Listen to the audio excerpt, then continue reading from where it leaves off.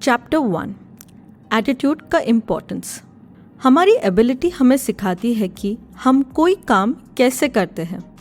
हमारी motivation decide करती है कि हम क्यों कुछ करते हैं एंड हमारा एटीट्यूड डिसाइड करता है कि हम कोई काम कितने अच्छे से करते हैं। हार्वर्ड यूनिवर्सिटी के विलियम जेम्स कहते हैं कि हमारे जनरेशन की सबसे बड़ी डिस्कवरी ये है कि हम समझ चुके हैं कि इंसान अपनी लाइफ को चेंज कर सकता है बस अपने एटीट्यूड और सोच को चेंज करने से। उसी हार्वर्ड यूनिवर्सिटी के रिसर्च से पता चला है कि इंटरव्यू में सिलेक्शन 85% कैंडिडेट के एटीट्यूड की वजह से होता है और सिर्फ 15% उसके मेरिट्स पे। और सरप्राइजिंग फैक्ट ये है कि बचपन से हमारा 100% हम उस एजुकेशन पे लगाते हैं जिसका टाइम आने पे इम्पोर्टेंस सिर्फ 15% है।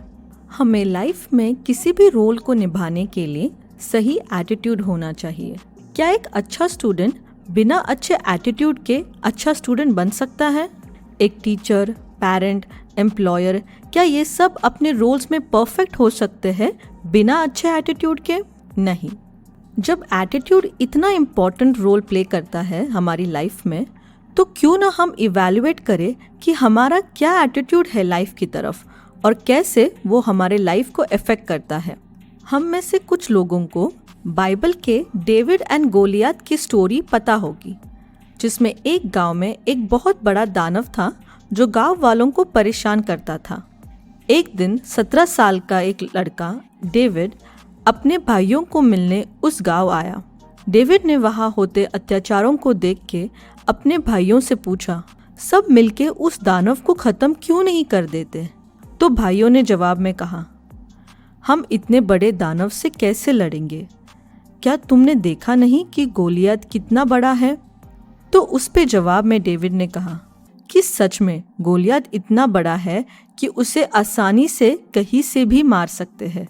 उसके बाद की कहानी हम सब समझ ही चुके होंगे। डेविड ने स्लिंग शॉट यानी कि गुलेल से गोलियत को खत्म कर दिया। इससे हमें ये भी समझ आता है कि पॉजिटिव एटीट्यूड रखने से कोई भी मुश्किल बस मंजिल तक पहुंचने का अगला पड़ाव लगती है और नेगेटिव एटीट्यूड से वही मुश्किल रास्ते का बड़ा पत्थर लगती है। कई बड़े सक्सेसफुल और इंटेलिजेंट लोग ये मानकर चलते हैं कि सक्सेस की राह में कोई भी प्रॉब्लम एक इक्वल या बड़ा अपॉर्चुनिटी लेकर आती है। तो अब एटीट्यूड हमारा जन्म लेते ही फिक्स हो जाता है या फिर वो टाइम से बनता है? हमारा एटीट्यूड हमारे बचपन से ही बनना चालू हो जाता है। एटीट्यूड 3 चीज़ों से बनता है, एनवायरनमेंट, एक्सपीरियंस और एजुकेशन। यानी कि हम जिस एनवायरनमेंट में पले बड़े होते हैं, जैसे कि घर, कॉलेज, काम, सोशल एनवायरनमेंट, इन सब चीज़ों का हम पे बहुत बड़ा असर होता है। अगर घर में सभी प्यार से रहेंगे, कॉलेज में दोस्त पढ़ाई करके कुछ बड़ा कर दिखाने के बारे में बात करेंगे, तो हमारा एटीट्यूड भी वैसे ही पॉजिटिव होने लगता है। और अगर हम गलत चीज़ें एक्सपीरियंस करते हैं, जैसे कि घर में कोई झूठ बोल रहा हो या काम में कोई गलत पॉलिटिक्स कर रहा हो, तो ऐसे चीज़ें एक्सपीरियंस करने से हमारी सोच और एटीट्यूड पे गलत असर पड़ता है। स्कूल में हमें सिखाते हैं कि पढ़ लिख कर बड़ा होकर अच्छा एम्प्लॉय कैसे बने, बट अच्छी लाइफ कैसे जीनी है ये कोई नहीं सिखाता। इसीलिए अच्छे एजुकेशन का हमारे एटीट्यूड पे बहुत फ़र्क पड़ता है। हम जो सीखेंगे वही हम दूसरों को सिखाएंगे। अब अच्छे और बुरे एटीट्यूड वाले लोगों की पहचान कैसे होती है? सिंपल है। कई बार ये छोटी छोटी चीज़ें हम ओवरलुक कर देते हैं, बट अच्छे एटीट्यूड वाले लोग हमेशा आसपास खुशी लाते हैं, पॉजिटिव एनवायरनमेंट रखते हैं, काम में ज़्यादा प्रोडक्टिविटी लाते हैं, दूसरों को इंस्पायर करते हैं, प्रॉब्लम्स को सॉल्व करते हैं, हर वक्त स्ट्रेस में नहीं होते। बट वैसे ही नेगेटिव एटीट्यूड वाले लोग हमेशा कड़वी बातें करेंगे, झगड़ा करने हर वक्त रेडी होते हैं, आलसी और स्ट्रेसफुल होते हैं और लाइफ में कोई गोल नहीं होता उनके। अनफॉर्चुनेटली इंसान को खुद में चेंजेस लाने से ज़्यादा अच्छा लगता है उसका कंफर्ट जोन। इसलिए पॉजिटिव एटीट्यूड के लिए भी लोग एफर्ट्स डालना नहीं चाहते। हम आगे सीखेंगे कि अच्छे एटीट्यूड को हम लाइफ में कैसे इंक्लूड कर सकते हैं। Chapter 2, build a positive attitude. एक विनर के पास हर प्रॉब्लम का सलूशन होगा और एक लूज़र के पास हर सलूशन के लिए एक प्रॉब्लम होगा। अगर आप लकी थे और आपका बचपन अच्छे से गुजरा हो, पॉजिटिविटी में गुजरा हो, तो ये बहुत अच्छी स्टार्ट है। बट अगर ऐसे नहीं हो तो क्या आप अब भी पॉजिटिव हो सकते हैं? बिल्कुल। चेंज इजी होगा? नहीं। बट क्या वो मुमकिन है? हाँ। सिर्फ पॉजिटिव होना काफ़ी नहीं, उस एटीट्यूड को मेंटेन भी करना उतना ही ज़रूरी होता है। सिर्फ ऑनेस्ट एफर्ट्स से ही हम पॉजिटिव एटीट्यूड बिल्ड और मेंटेन कर सकते हैं। कई लोग अपने फेलियर्स का blame environment, government, luck, partner ऐसी बातों पे डालते हैं। बट एज अडल्ट्स हमारे एक्शंस की रिस्पॉन्सिबिलिटी हमारी है, एंड वैसे ही हमारा एटीट्यूड कैसे होना चाहिए ये सिर्फ हमारे हाथ में है। Now let's know the 8 steps to attitude change. Step 1, सिर्फ पॉजिटिव पे फोकस करो। लोगों और चीज़ों में अच्छाई देखने की कोशिश करो। हम हमेशा से ही ऐसे रहे हैं कि हम किसी भी चीज़ में तुरंत फॉल्ट ढूंढ लेते हैं, लेकिन अब से हमें लोगों और चीज़ों के अच्छी बातों पे फोकस करना है। अच्छाई ढूंढोगे तो अच्छाई ही मिलेगी, वरना लोग तो भगवान से भी नाखुश हैं। कुछ लोग होते हैं जो सिर्फ नेगेटिव या फॉल्स ही देख पाते हैं। इसी बात का एग्जाम्पल है जब एक बार एक शिकारी ने एक नायाब किस्म का कुत्ता घर लाया जो पानी पे चल सकता था। वो चाहता था कि सब उस कुत्ते को देख के उसकी तारीफें करे, तो उस शिकारी ने उसके शिकारी दोस्त को डक हंटिंग के लिए बुलाया। हर बार वो दोनों किसी डक का शिकार करते, तब हर बार वो अपने कुत्ते को बोलता पानी से डक लाने को। काफी समय बीत गया ऐसे ही, बट शिकारी को उसके दोस्त से कोई तारीफ नहीं मिली उसके कुत्ते के लिए। तो घर लौटते वक्त शिकारी ने खुद ही अपने दोस्त से पूछ लिया कि क्या तुम्हें मेरे कुत्ते के बारे में कोई बात अजीब नहीं लगी? तो इस पर दोस्त बोला, हाँ एक्चुअली मुझे एक बात अजीब लगी कि तुम्हारा कुत्ता तैर नहीं सकता। इस बात से हमें ये पता चलता है कि कुछ लोग अच्छी बातों को सामने रहते हुए भी देख नहीं पाते। ऐसे लोग पेसिमिस्ट होते हैं। पेसिमिस्ट लोग हर वक्त सिर्फ फॉल्ट्स निकालते हैं, झगड़ा करने तैयार रहते हैं, आज की खुशी में भी कल के लिए दुखी होते हैं, किसी भी सिचुएशन को और खराब करते हैं। वही ऑप्टिमिस्ट खुद खुश रहते हैं और दूसरों को भी खुशी देते हैं, दूसरों को जेन्युइनली कॉम्प्लीमेंट करते हैं, दूसरों के अचीवमेंट्स के लिए मोटिवेट करते हैं, और ऑप्टिमिस्ट खुद को बेहतर बनाने के बारे में ही सोचते हैं, ना कि दूसरों को नीचे दिखाने का। और एक बात, हर वक्त पॉजिटिव होने का मतलब ये नहीं कि जो गलत हो रहा हो उसे भी सही बोले या अनदेखा करे। पॉजिटिव होना यानी ऐसा एटीट्यूड रखना है कि आप सारे प्रॉब्लम्स के सॉल्यूशंस ढूंढने के लिए रेडी रहते हो। स्टेप 2, काम को अभी करने की आदत डालो। हम में से ज़्यादातर लोगों को ये आदत होती है कि कोई भी काम को कल पे टाल देते हैं। जब छोटे थे तो कहते थे कि बड़ा होकर बहुत खुश रहूँगा। बड़ा होकर सोचते थे कि जॉब से पैसे आने के बाद खुश रहूँगा। शादी के बाद, बच्चों के बाद और फिर रिटायरमेंट के बाद। रिटायरमेंट तक पहुँचते ही हम रियलाइज़ करते हैं कि लाइफ तो निकल गई। वैसे ही कुछ लोगों के पास अगर अच्छा आइडिया भी हो बिजनेस का, पर फिर भी वो सही टाइम पे सिर्फ वेट ही करते रहते हैं। वो कहते हैं कि वो प्लान कर रहे हैं और 6 महीने 1 साल के बाद भी प्लान ही करते रहते हैं, या तो फिर सही वक्त का इंतज़ार। किसी भी चीज़ को सीखने और एक्सपर्ट बनने के लिए उसे करना पड़ता है, गलतियाँ करके उससे सीखना पड़ता है। तुम सिर्फ इंस्ट्रक्शन मैनुअल पढ़ के स्विमिंग नहीं सीख सकते। पानी में तो उतरना ही पड़ेगा ना। लाइफ एक ही है और अभी है, इसमें कोई रिवाइंड या फॉरवर्ड बटन नहीं।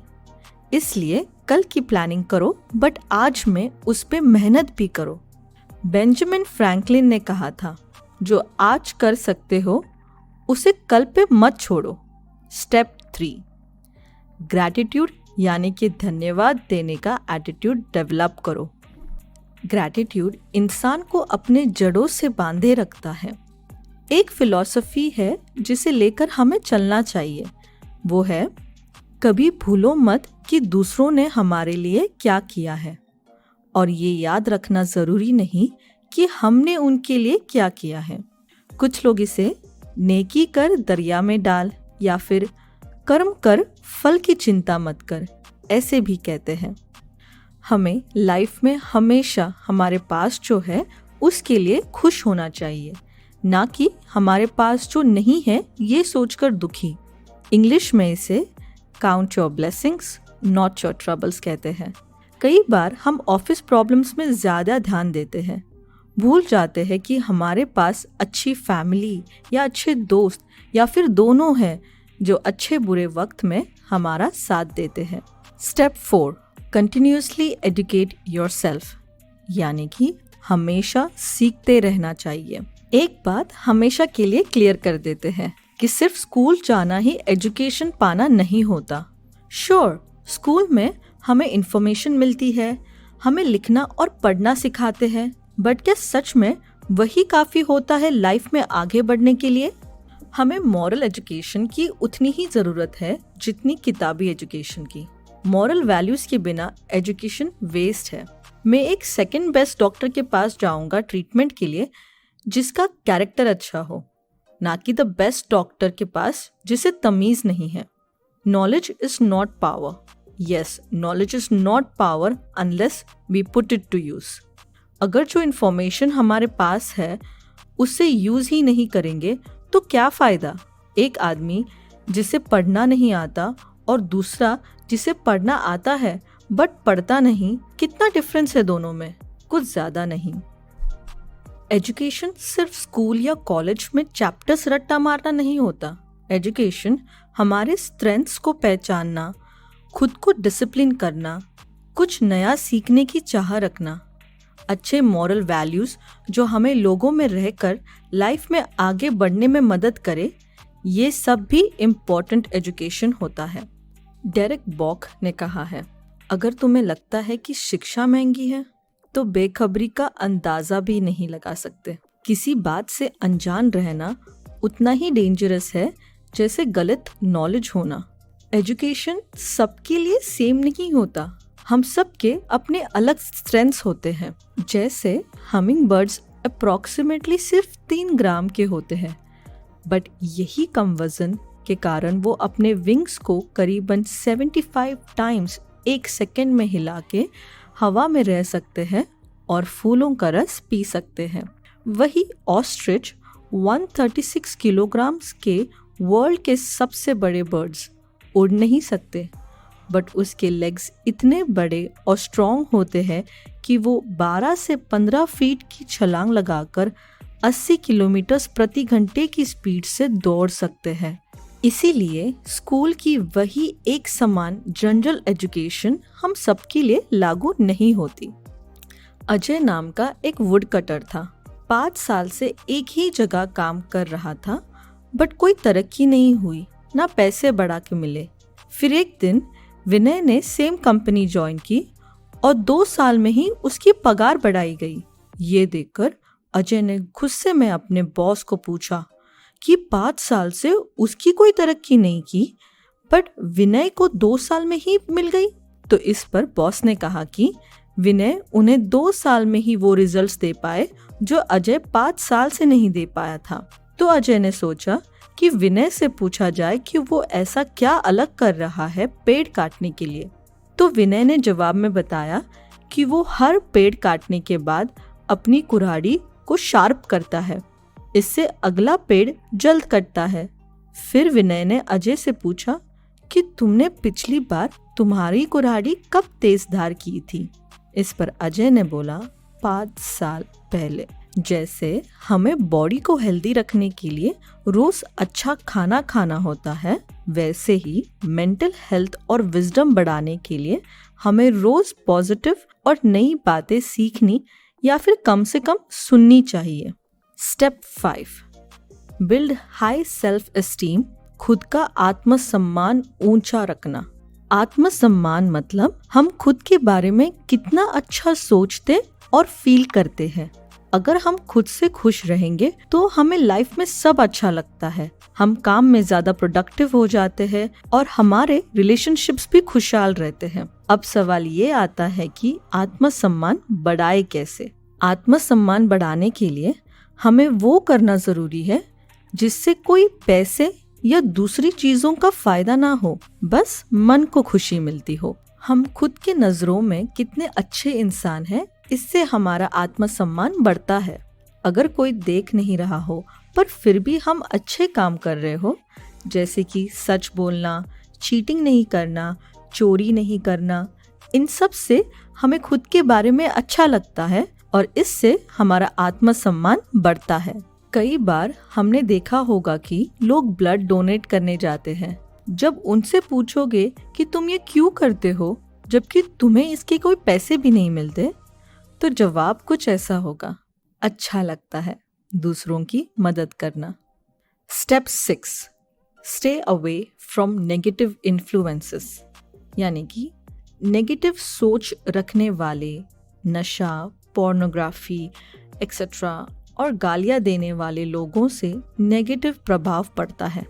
जवान लोगों को गलत संगत का असर बहुत आसानी से हो जाता है। स्टडीज ने बताया है कि ज़्यादातर रेप करने वाले पॉर्न से एडिक्टेड होते हैं और बहुत सारे बच्चों को 18 की उम्र से ही सिगरेट और दारू की लत लग जाती है। अगर आप लाइफ में आगे बढ़ना भी चाहो तो भी कुछ लोग और चीज़ें आपको नीचे खींचने की कोशिश करते रहेंगे, इसलिए इनसे और इनके इन्फ्लुएंस से दूर रहना चाहिए। स्टेप 7, दिन की शुरुआत पॉजिटिविटी से करो। अच्छी नींद के बाद हम एक नए दिन के लिए रेडी होते हैं, इसीलिए दिन की शुरुआत पॉजिटिविटी से करना बहुत जरूरी होता है। कभी कभी हमें कुछ अच्छा नहीं लगता, बेड से बाहर उठने का मन नहीं करता, और ऐसे वक्त कुछ पॉजिटिव पढ़ने या सुनने से बहुत फर्क पड़ता है। बाकी के दिन और जरूरी कामों के लिए मोटिवेशन भी मिलता है। क्या आपको लगता है मेरी कॉम को रोज ट्रेनिंग करने का मन करता होगा? नहीं, बट कई बार हमें कुछ अच्छी चीजें करनी पड़ती है एक अच्छे भविष्य के लिए। आज की अच्छी आदतों से ही कल का भविष्य अच्छा होता है। विनर्स ऐसे ही बनते हैं। जहाँ लूजर्स को प्रॉब्लम दिखती है, वही विनर्स को प्रॉब्लम का सलूशन। विनर्स हमेशा प्लान करते हैं और लूजर्स एक्सक्यूजेस ढूंढते हैं। एक विनर वाली एटीट्यूड रखने से भी हमारी सोच और लाइफ में बहुत अच्छा फर्क पड़ता है। नाकामयाब होने से मत डरो, क्योंकि ट्राई नहीं करने से ज्यादा बुरा और कुछ नहीं। तो इस चैप्टर में हमने सीखा, 1, सिर्फ पॉजिटिव पे फोकस करो। 2, काम को अभी करने की आदत डालो। 3, ग्रैटिट्यूड यानी कि धन्यवाद देने का एटीट्यूड डेवलप करो। 4, हमेशा सीखते रहना चाहिए। 5, खुद का आत्मसम्मान ऊंचा रखना। 6, नकारात्मक प्रभाव से दूर रहो, यानी कि नेगेटिव इन्फ्लुएंसेस से दूर रहो। और last, chapter 3, winning strategies for success. Success by chance नहीं, बाय चॉइस मिलता है। सिंपल है, आम आदमी अपॉर्चुनिटीज का वेट करते हैं और सक्सेसफुल लोग अपॉर्चुनिटीज बनाते हैं। हर सक्सेसफुल आदमी की आदतें उन्हें सक्सेसफुल बनाती हैं। सक्सेस पाने के लिए सिर्फ सक्सेसफुल लोगों की तरह सोचना होता है और उनकी आदतें फॉलो करनी होती है। सक्सेस इज सब्जेक्टिव, मतलब सक्सेस सबके लिए सेम नहीं होता। किसी के लिए ज़्यादा पैसे होना सक्सेस है, तो किसी के लिए हैप्पी फैमिली, गुड हेल्थ, या फिर एज सिंपल एज मन की शांति। सक्सेस एक फीलिंग है जो दूसरों के नज़रों से नहीं बल्कि खुद के फीलिंग से मापी जाती है। इसीलिए कई बार हमने सुना होगा कि कोई सेलिब्रिटी सब कुछ होने के बावजूद डिप्रेशन में सुसाइड करते हैं और कोई लोग छोटे से घर में भी बहुत खुशी से संतुष्ट रहते हैं। द स्ट्रगल यानी कि संघर्ष। किसी भी बेहद सक्सेसफुल आदमी की स्टोरी पढ़ लो, सब में कहा है कि कामयाबी के पहले उन्हें बेहद संघर्ष करना पड़ता था। जितनी बड़ी कामयाबी उतना ही बड़ा उनका संघर्ष था। एक कैटरपिलर को बटरफ्लाई में चेंज होने के लिए अपने कुकून यानी कि अपने कच्चे रेशम के कवच से निकलने के लिए बेहद संघर्ष करना पड़ता है, बट यही संघर्ष बटरफ्लाई के विंग्स को स्ट्रॉन्ग करता है जिससे वो उड़ पाते हैं। यदि वे ये संघर्ष नहीं करेंगे तो उनके विंग्स कमज़ोर होने के कारण वे उड़ नहीं पाएंगे और मर जाएंगे। हमें लाइफ में ये प्रोसेस याद रखना बेहद ज़रूरी है। No struggle means no success. English में एक कहावत है, a smooth sea never made a skilful mariner. मतलब शांत समुंदर से कोई भी बेहतरीन नाविक नहीं बन पाया है। ओवरकमिंग ऑब्स्टिकल्स यानी कि बाधाओं को पार करके आगे बढ़ना। किसी भी ग्रेट सक्सेसफुल स्टोरी के पीछे बहुत सारी फेलियर की स्टोरीज भी होती है। जैसे कि हम सब जानते हैं कि थॉमस एडिसन ने कुछ 10,000 गलत एक्सपेरिमेंट्स करने के बाद उन्होंने लाइट बल्ब इन्वेंट किया था। KFC तो हम सब ने सुना ही होगा, केंटकी फ्राइड चिकन। क्या आप जानते हैं कि KFC के इन्वेंटर मिस्टर कोलोनल सैंडर्स 65 यानी कि 65 साल के थे और सिर्फ $100 गवर्नमेंट से मिलने वाले पैसे पे जिंदा थे। तब उन्हें उनके माँ की चिकन की रेसिपी बेचने का ख्याल आया। उन्होंने वो सारे $100 यूज़ करके चिकन बेचने निकल पड़े। उनका पहला बड़ा ऑर्डर मिलने से पहले उन्होंने कम से कम 1000 दरवाज़ों पर नॉक किया था चिकन बेचने की कोशिश में, जबकि हम में से कई लोग सिर्फ 2 या 3 बार ट्राई करने से किसी भी कठिनाई से हार मान जाते हैं। देखो, कठिनाइयाँ तो आएंगी ही, उन कठिनाइयों को पार करके हम आगे कैसे बढ़ते हैं उससे हमारा सक्सेसफुल फ्यूचर डिसाइड होता है। अगर हमने सोचा कि हम कुछ कर सकते हैं तो हम वो ज़रूर कर सकते हैं, पर अगर सोचा कि नहीं कर सकते तो वो नहीं कर पाएंगे। सक्सेस कोई संजोग या बाय चांस नहीं होता, बस हमारे एटीट्यूड का नतीजा है। Life is full of choices. जिंदगी चॉइसेस से भरपूर है, पर हर चॉइस का परिणाम भी होता है। जब हम ज़्यादा खाते हैं तो मोटापे को आमंत्रण देते हैं। वैसे ही जब हम दारू पी के गाड़ी चलाते हैं तो हम ये जानकारी रखते हैं कि उसका नतीजा एक्सीडेंट भी हो सकता है। लगातार अच्छी आदतों की चॉइस से सक्सेस ही मिलता है और गलत चॉइसेस से सिर्फ फेलियर। इस सब का ये मतलब नहीं कि हमें अपने लाइफ पे पूरा कंट्रोल है, बिल्कुल नहीं। कभी कभी कुछ घटनाएं हमारे कंट्रोल के बाहर होती हैं। बुरी चीज़ें अच्छे लोगों के साथ भी होती है, बट उन चीज़ों पे हम कैसे रिएक्ट करते हैं ये हमारे कंट्रोल में होता है। हवा का रुख एक तरफ होकर भी नाव दूसरी दिशा में सिर्फ नाविक के इशारे से ही जा सकती है। Chapter 4 the path to success यानी कि कामयाबी का रास्ता। मिस्टर नेपोलियन हिल, अमेरिका के जाने माने ऑथर ने कहा था कि इंसान का दिमाग जो कुछ सोचता है और बिलीव करता है उसे वो अचीव कर सकता है। कई लोगों ने राइट ब्रदर्स का मजाक उड़ाया था जब तक उनका पहला एयरप्लेन हवा में उड़ा। सक्सेसफुल लोग रिस्पॉन्सिबिलिटीज लेते हैं अपने लाइफ की, अपने डिसीजंस की, उन डिसीजंस के बाद हर अच्छे या बुरे नतीजे की। इसीलिए बेस्ट होता है कि कैलकुलेटिव डिसीजंस लेना, यानी कि सोच समझ कर डिसीजंस लेना। बड़ी सोच रखने वाले रिस्पॉन्सिबिलिटीज लेते हैं और छोटी सोच वाले फेलियर्स के लिए दूसरों को ब्लेम करते हैं। There is no such thing as luck. 1972 में म्यूनिक में मार्क स्पिट्ज ने स्विमिंग में 7 गोल्ड मेडल जीते थे। क्या वो सिर्फ लक था? नहीं। 1968 में उन्होंने 3 गोल्ड मेडल जीतने के बाद 1972 तक कुछ 10,000 घंटे प्रैक्टिस की थी, मतलब 2500 घंटे हर साल, यानी कि 8 घंटे हर दिन, संडे छोड़ के। हेनरी फोर्ड मोटर कंपनी के फाउंडर ने भी कहा था कि जितना ज़्यादा हार्डवर्क उतना ही ज़्यादा लकी होंगे तुम। कोई भी ग्रेट आइडिया काम नहीं करेगा जब तक तुम उस आइडिया पे काम नहीं करोगे।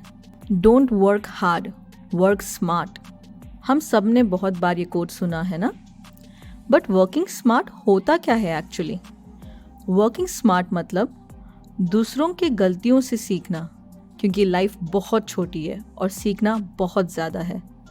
गोल्स के लिए दुगनी तेज़ी से भागना, इसका मतलब गोल्स तक पहुंचने का शॉर्टकट नहीं, बट गोल्स को पाने का प्रोसेस फास्ट करना। सक्सेस के रास्ते पे बहुत सारे गड्ढे हैं और इन गड्ढों में नहीं गिरने के लिए इंसान का कैरेक्टर अच्छा होना बहुत इम्पॉर्टेंट है। कैरेक्टर यानी कि चरित्र इंसान के विचार और कर्म से पता चलते हैं। हमने सुना और देखा भी है कि कुछ लोग अगर सक्सेस पा भी लेते हैं तो उससे संभाल नहीं पाते। इसलिए कहते हैं कि तुम्हारी योग्यता तुम्हें सक्सेस दिलाएगी, बट तुम्हारा कैरेक्टर उस योग्यता को आगे बढ़ाएगा।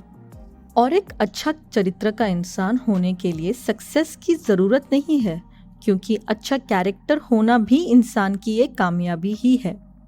लाइफ में टाइम पर हमारा कैरेक्टर टेस्ट किया जाएगा।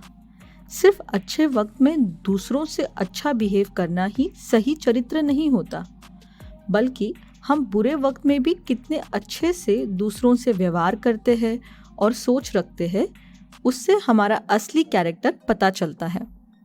और क्या सिर्फ पॉजिटिव सोच रखना ही काफ़ी है? एक पॉजिटिव सोच पॉजिटिव एक्शंस के बिना कुछ नहीं है। मोहम्मद अली, एक फेमस अमेरिकन प्रोफेशनल बॉक्सर, हमेशा कहते थे, I am the best, I am the champion. ऐसा कह के वो अपनी पॉजिटिव मेंटल कंडीशनिंग करते थे। बट क्या सिर्फ उतना कह के वो रिंग में उतर के फाइट्स जीतते थे? नहीं, रिंग के बाहर वो उतनी प्रैक्टिस और ट्रेनिंग करते थे, जितना ज़्यादा वो खुद को प्रिपेयर करते उतना ज़्यादा उन्हें खुद पे भरोसा था फाइट जीतने का। काश किसी एक क्वालिटी से सक्सेस मिल पाता, पर ऐसा हो नहीं सकता। बट एक क्वालिटी बहुत ज़रूरी है जिसके बिना सक्सेस मिल ही नहीं सकता, और वो है परसिस्टेंस, मतलब कि डटे रहना, किसी चीज़ को पाने की जिद कर लेना। दुनिया भरी पड़ी है टैलेंटेड और एजुकेटेड लोगों से, बट उन्हें कामयाब होने की जिद ही दूसरों से अलग करती है। चाहे जितने फेलियर्स आए, डटे रहना एक डिसीजन है। किसी चीज़ को शुरू करके उसे ख़त्म करने की जिद है। हमें बचपन से सिखाया गया है कि जो भी काम करो तो पूरा मन लगा के करो। काम छोटा या बड़ा है या फिर उसे कितना वक्त लगेगा, ये इम्पोर्टेंट नहीं है, बट हम उस काम को कितनी खूबी और परफेक्शन से करते हैं, ये इम्पोर्टेंट है। एक अच्छा काम करने की खुशी और अभिमान ही अलग होता है। इसलिए तुम चाहे तो एक ही काम करो, बट बढ़िया करो, ना कि 100 अलग काम बट सारे गलत। Chapter 5, what is holding us back? Fear and self doubt. हमें किस चीज़ ने रोका है? डर या खुद पर संदेह? तुम्हारी क्षमता तुम्हें जिंदगी में ऊपर लेके जाएगी, बट तुम्हारा चरित्र तुम्हें ऊपर रखेगा। अगर कार चलाते वक्त तुम एक्सीलेटर की जगह ब्रेक मारते रहोगे तो कार आगे कैसे बढ़ेगी? हमारी लाइफ भी कुछ ऐसी ही है। हमारे कुछ इमोशनल ब्रेक्स, जैसे कि डर, काम को टालना, अभिमान की कमी और ऐसे कुछ बातों के कारण हम आगे बढ़ नहीं पाते, और इस ब्रेक को रिलीज़ करने का एक ही तरीका है, धीरे धीरे हम पॉजिटिव सोच रखें, आत्मसम्मान जगाए, अपने काम के लिए जिम्मेदारी ले। रिस्क लेना अच्छा है, बट सोच समझ कर रिस्क लेना अच्छा है, वरना अंधेरे में तीर मार के, फेल होकर, हार मान के बैड लक पे ब्लेम करना बहुत आसान है। एक ट्रेन्ड माउंटेन क्लाइंबर भी जानता है कि पहाड़ चढ़ने में उतना ही रिस्क है जितना कि एक अनट्रेन्ड क्लाइंबर को होता है, बट एक रिस्पॉन्सिबल क्लाइंबर ज़्यादा सेफ होता है इररिस्पॉन्सिबल क्लाइंबर से। पर ट्रेंड हो या अनट्रेंड हो, माउंटेन क्लाइंबिंग की कोशिश ही ना करना सबसे बड़ा नुकसान है। रिस्क सब चीज़ों में होता है। जीने में मरने का रिस्क है तो उम्मीद में निराशा का, बट रिस्क ना लेना ये सबसे बड़ा फेलियर है। एक बार एक किसान को पूछा कि क्या उसने इस सीज़न में गेहूँ उगाए हैं, तो किसान ने कहा कि उसे डर था कि शायद बारिश नहीं होगी, इसलिए उसने गेहूँ नहीं लगाए। तो उसे फिर से पूछा कि क्या उसने कौन उगाए हैं, तो किसान ने कहा कि नहीं, उसे डर था कि कीड़े उसका कौन खाकर खराब कर देंगे, इसलिए उसने कुछ भी नहीं उगाया। आजकल लोगों को सब कुछ इंस्टेंट चाहिए, जैसे इंस्टेंट कॉफ़ी वैसे इंस्टेंट सक्सेस और खुशियाँ भी। बट किसी अच्छी चीज़ को पाने के लिए कोशिश और सब्र नहीं करना चाहते। जल्दी कामयाबी के चक्कर में हम शॉर्टकट्स ढूंढते हैं और हमारी ईमानदारी से समझौता कर बैठते हैं। शॉर्ट टर्म सफलता पाने के बाद हमें लॉन्ग टर्म में निराशा ही मिलती है। इंसान को हमेशा लालच से दूर रहना चाहिए। हम सब ने सुना है कि लालच एक बुरी बला है। असल में लालच नमकीन पानी की तरह होता है। जितना पियोगे उतनी ही ज़्यादा प्यास बढ़ेगी, क्योंकि ज़रूरतों को पूरा किया जा सकता है, बट लालच कभी ख़त्म नहीं होती। कुछ ठान लो तो उससे करके दिखाने का खुद पे भरोसा होना चाहिए और उसी भरोसे से काम भी करना चाहिए जो हमें अपने मंजिल के करीब लेके जाए। हमें खुद को सक्सेस के लिए रोज़ाना तैयार करना पड़ता है। बेस्ट होने की प्रैक्टिस करनी होती है। एक सक्सेसफुल और एवरेज आदमी में यही फ़र्क होता है कि एक ने बहुत ज़्यादा प्रैक्टिस की और दूसरे ने सिर्फ प्रैक्टिस की। विनर्स सब करते हैं, बट एक चीज़ नहीं करते, और वो है अपनी हार का कारण दूसरों पर थोपना या फिर हारने के बाद बहाने ढूंढना। इंडिया में अभी भी बंदर को पकड़ने के लिए एक सिंपल तरीका यूज़ करते हैं।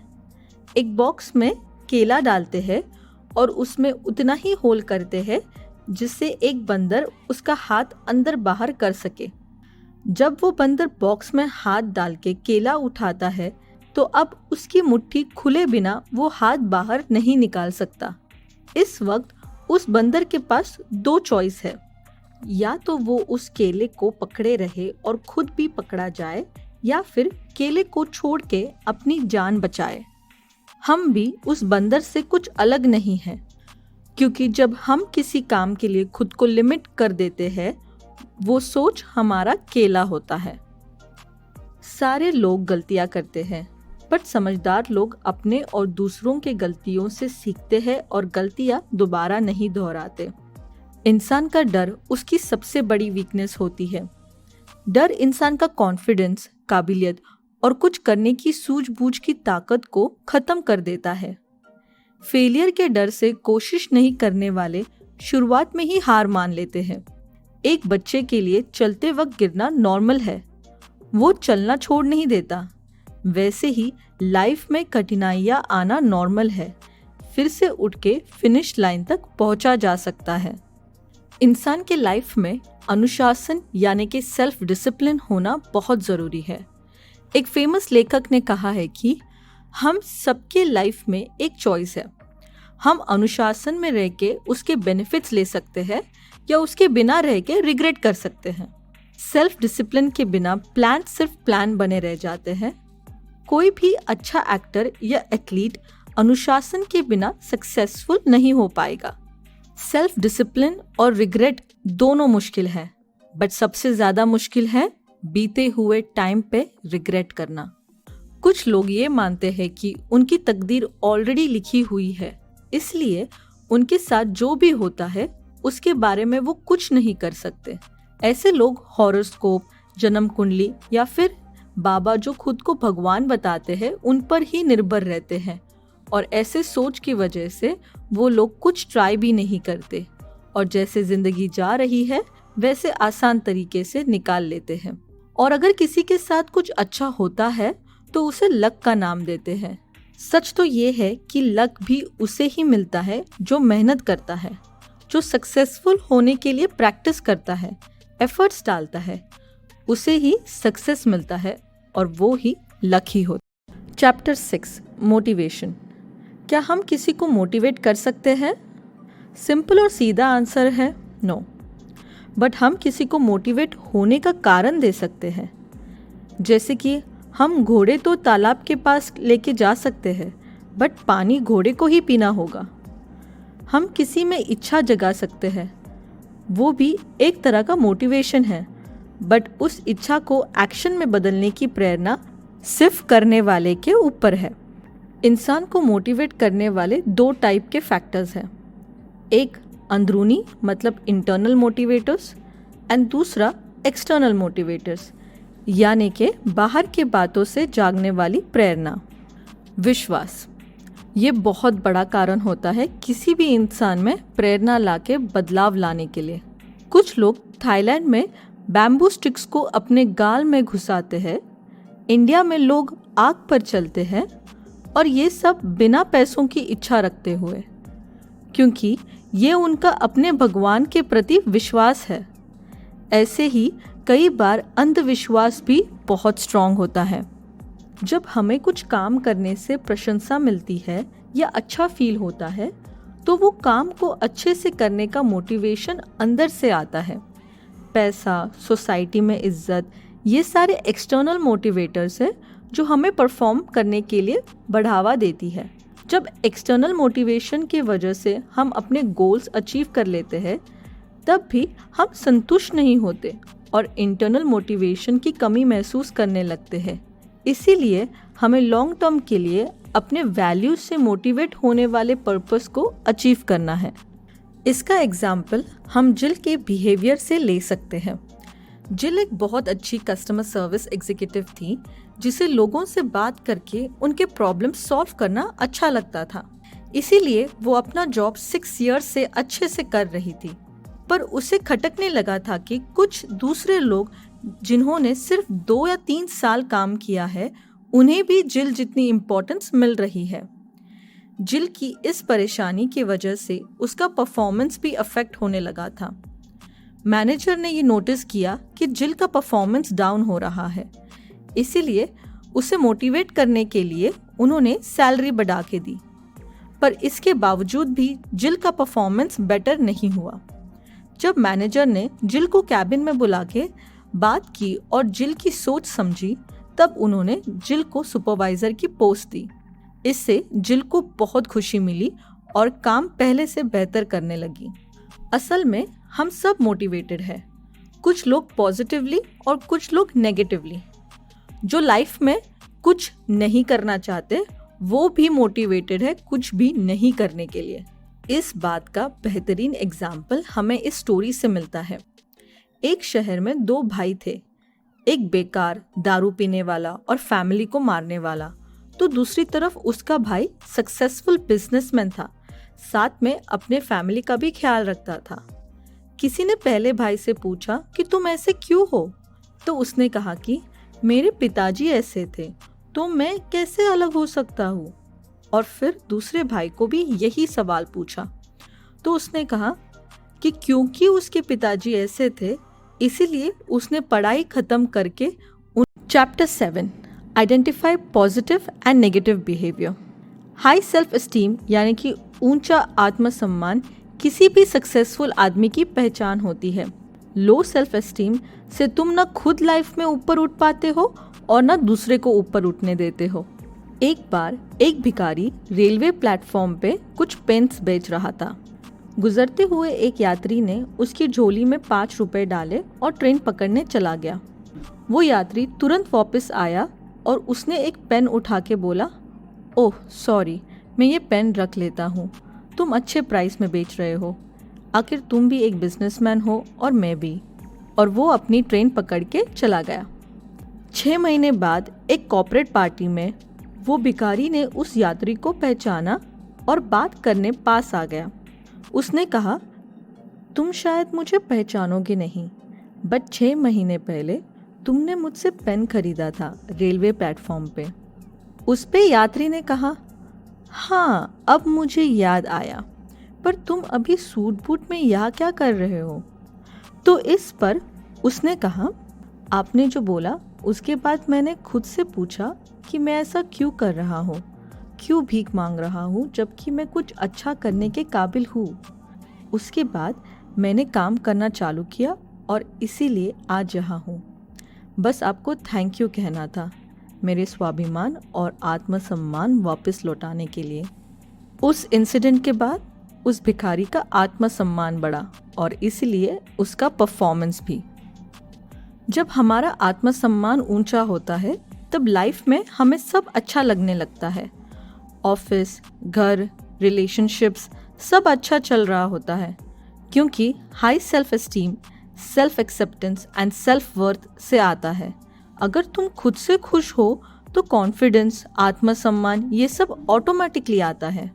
ऊंचा आत्मसम्मान होने का मतलब ये नहीं कि उतना ही ऊंचा ईगो रखना, बल्कि हाई सेल्फ एस्टीम रखने वाले लोगों को अपनी वैल्यू पता होती है, वो खुद से खुश रहते हैं, इसीलिए वो जलन या अहंकार जैसे भावनाओं को इम्पोर्टेंस नहीं देते।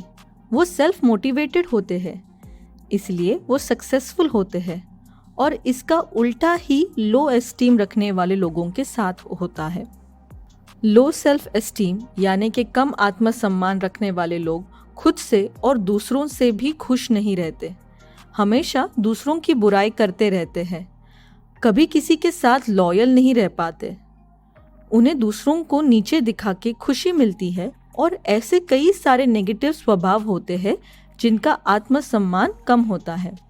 हमारा कैरेक्टर हम जो सारी चीज़ें करते हैं उनमें दिखता है, जैसे कि हम कैसे लोगों के संगत में रहते हैं, हम दूसरों को कैसे ट्रीट करते हैं, हम कैसे गाने सुनते हैं और मूवीज़ देखते हैं, किन तरह की जोक्स को बढ़ावा देते हैं। ऐसे कई सारे चीज़ों से हमारा कैरेक्टर जज होता है। फिर दिखावा या नाटक क्यों करना है? दूसरों को दिखाने के लिए अच्छा स्वभाव नहीं रखना चाहिए। हम किसे क्या प्रूव करना चाहते हैं और क्यों? Chapter 8 steps on building high self esteem या ऊंचा आत्मसम्मान बढ़ाने के तरीके। अच्छे या बुरे आत्मसम्मान की शुरुआत हमारे बचपन से ही हो जाती है। हम जैसे खुद से बातें करते हैं, जैसे लोग हमसे बर्ताव करते हैं, इन सब बातों से हमारा सेल्फ एस्टीम बिल्ड होता है। अगर हम बार बार बोलते रहेंगे कि मेरी याददाश्त कमज़ोर है या मैं मैथ्स में अच्छा नहीं हूँ, तो हमारा माइंड वैसे ही काम करेगा। अगर सब घर में एक दूसरे के साथ अच्छे से बात और बर्ताव करते हैं तो बच्चे वही सीखते हैं और वो भी बाहर सबके साथ अच्छे से बर्ताव करते हैं। पेरेंट्स, टीचर्स और रिलेटिव्स बच्चों के लिए सबसे पहले और इम्पोर्टेंट रोल मॉडल्स होते हैं। ईमानदारी और ऑनेस्टी का पहला सबक और एग्जाम्पल एक बच्चा घर से ही सीखता है। जब कोई पेरेंट्स अपने ऑफिस में बोले हुए झूठ को मजाक में उड़ाते हैं या फिर छोटी सी चोरी को छोटी बात बोल के टाल देते हैं, तो बच्चे यही सीख के पहले तो निराश होते हैं और फिर उन्हें भी वो नॉर्मल लगने लगता है। अपने बच्चों की दूसरे बच्चों से अनरियलिस्टिक कंपैरिजन करना कि तुम क्यों नहीं शर्मा जी के बेटे की तरह डॉक्टर या इंजीनियर हो, ऐसे बातों से भी सेल्फ एस्टीम कम होता है। अगर कहना ही है तो ऐसे कह सकते हो कि तुम भी उतना मन लगा के पढ़ाई करोगे तो डॉक्टर या इंजीनियर बन सकते हो। ऐसा कहने से हम उसकी कैपेबिलिटीज पे डाउट नहीं कर रहे और उसे ये बता रहे हैं कि उसमें भी कुछ बड़ा कर दिखाने की एबिलिटी है। पहला स्टेप एक पॉजिटिव सेल्फ एस्टीम बनाने में ये है कि हमें अच्छे बुक्स रीड करने चाहिए। सक्सेसफुल लोगों की ऑटोबायोग्राफीज एंड बायोग्राफीज पढ़ने से हमें पता चलता है कि डिफिकल्टीज होने के बावजूद उन्होंने कैसे नेगेटिव को भी पॉजिटिव में चेंज किया अपने गोल्स अचीव करने के लिए। ऐसी ही एक स्टोरी विल्मा रुडोल्फ की है। यूनाइटेड स्टेट्स में 4 साल की विल्मा पोलियो के वजह से पैरालाइज्ड हो गई थी। डॉक्टर ने उसके पैरों पर ब्रेसेस लगा दिए और कहा कि वो कभी नॉर्मल नहीं चल पाएगी, बट उसके माँ ने भरोसा और हौसला दिया। उनकी माँ ने कहा कि तुम परसिस्टेंस और विश्वास से कुछ भी हासिल कर सकती हो। तब विल्मा ने ठान लिया कि उसे वर्ल्ड की फास्टेस्ट रनर होना है।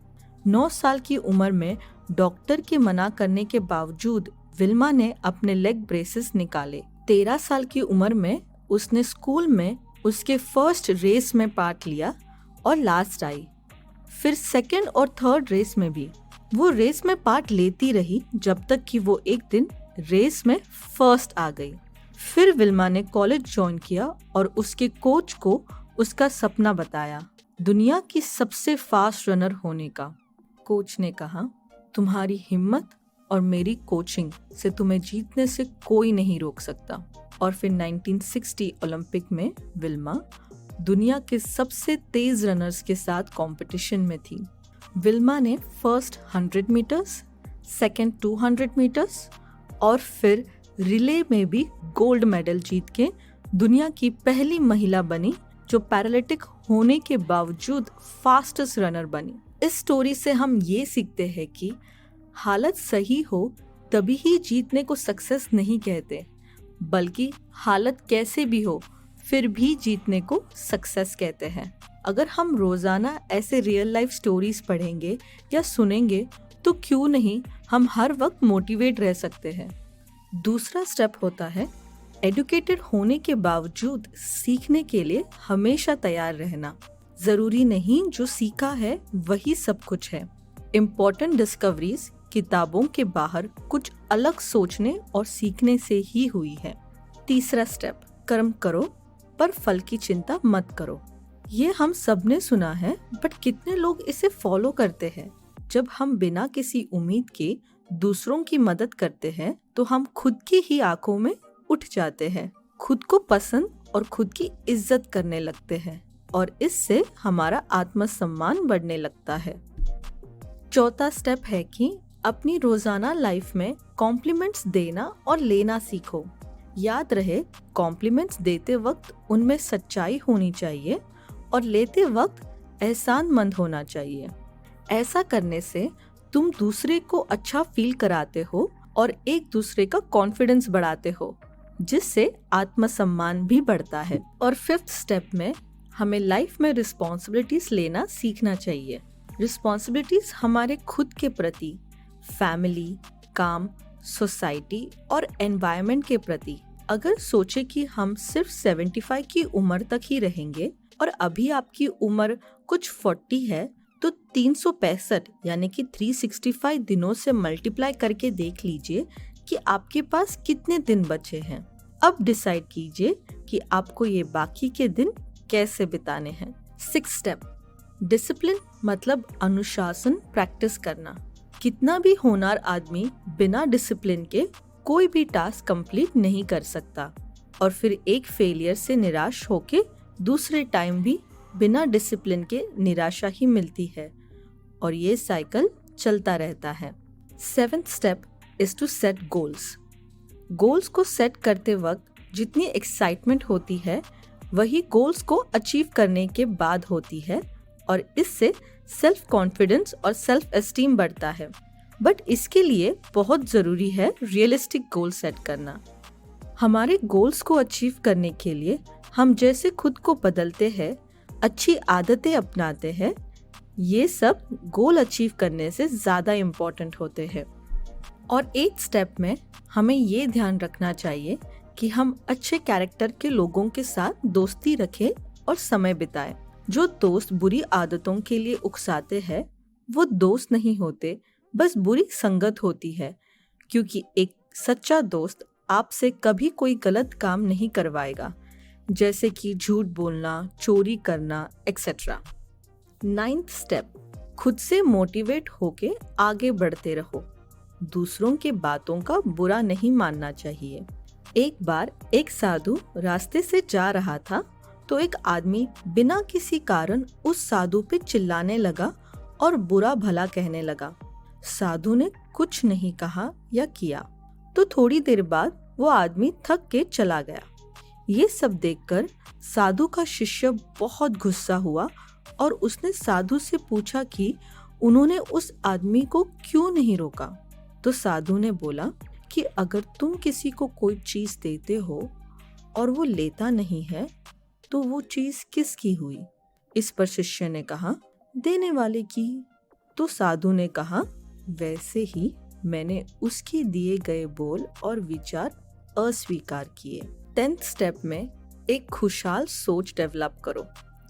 एक पॉजिटिव एटीट्यूड ही हैप्पी माइंडसेट ला सकता है। हमें हर इंसान में कुछ अच्छा देखने की कोशिश करनी चाहिए। कम भाग्यवान लोगों की मदद करना चाहिए। हर छोटी चीज में आनंद ढूंढना चाहिए। खुद को और दूसरों को माफ करने की आदत डालनी चाहिए। बीती बातों को पकड़ के नहीं बैठना चाहिए। और ऐसी कई सारी चीजों से एक पॉजिटिव माइंडसेट और हैप्पी लाइफ बनती है। अगले स्टेप में तुम्हारी कमजोरी को तुम्हारी ताकत बनाओ। जैसे कि अगर तुम्हें गुस्सा बहुत आता है तो उस गुस्से को अपनी एनर्जी बनाओ और कुछ अच्छे बदलाव लाओ। एक बार यूएसए में एक माँ ने अपने बेटे को खोया क्योंकि जिस ट्रक ड्राइवर ने उसके बेटे का एक्सीडेंट किया वो दारू पीकर ट्रक चला रहा था। इस बात से गुस्सा होकर उसने ठान लिया कि वो इस बात को आसानी से जाने नहीं दे सकती और लोगों में इसकी जिम्मेदारी और जागरूकता बढ़ाएगी। उसने धीरे धीरे लोगों को जागरूक किया और फाइनली उससे कानून में तब्दील किया। ये काफी अच्छा एग्जाम्पल है अपने गुस्से को सही दिशा में यूज करके अपनी ताकत बना लेना। 12th स्टेप में सब्र रखो। Be patient. सब्र करो बट आलसी नहीं बनो। काम करते रहो। कभी कभी तुरंत नतीजा नहीं दिखता बट कुछ टाइम के बाद आपकी मेहनत का फल दिखने लगता है और इससे सब्र रखना कहते हैं। बट कोई काम नहीं करके बस सही समय का इंतजार कर रहे हैं ये बोल के काम को टालना सब्र नहीं सुस्ती कहलाता है। चैप्टर 10 एक पॉजिटिव पर्सनालिटी बिल्ड करना। पॉजिटिव पर्सनालिटी बिल्ड करने के लिए हमें रिस्पॉन्सिबिलिटीज एक्सेप्ट करना सीखना चाहिए। रिस्पॉन्सिबिलिटीज एक्सेप्ट करना मैच्योरिटी की निशानी है। सब तुम्हारी गलती है। जब कोई नहीं करता तो मैं क्यों करूं? तुम्हारी गलती के वजह से ये हुआ है। ऐसी बातें हमें नहीं करनी चाहिए। इसे रिस्पॉन्सिबिलिटीज लेना नहीं कहते, इन्हें दूसरों पर थोपना कहते हैं। हमारी पहली जिम्मेदारी हमारे समाज की तरफ है, फिर हमारे परिवार की तरफ और फिर खुद की तरफ। अगर हम ये सोच मानकर चले तो ही सोसाइटी का विकास हो सकता है। हमें हमेशा दूसरों के प्रति प्यार और आदर से पेश आना चाहिए और हमेशा दूसरों का विचार करना चाहिए। एक बार एक छोटा लड़का एक आइसक्रीम शॉप में आया तो उसने वेटर से पूछा कि आइसक्रीम कोन का क्या कॉस्ट होगा। वेटर ने कहा 20 रुपए।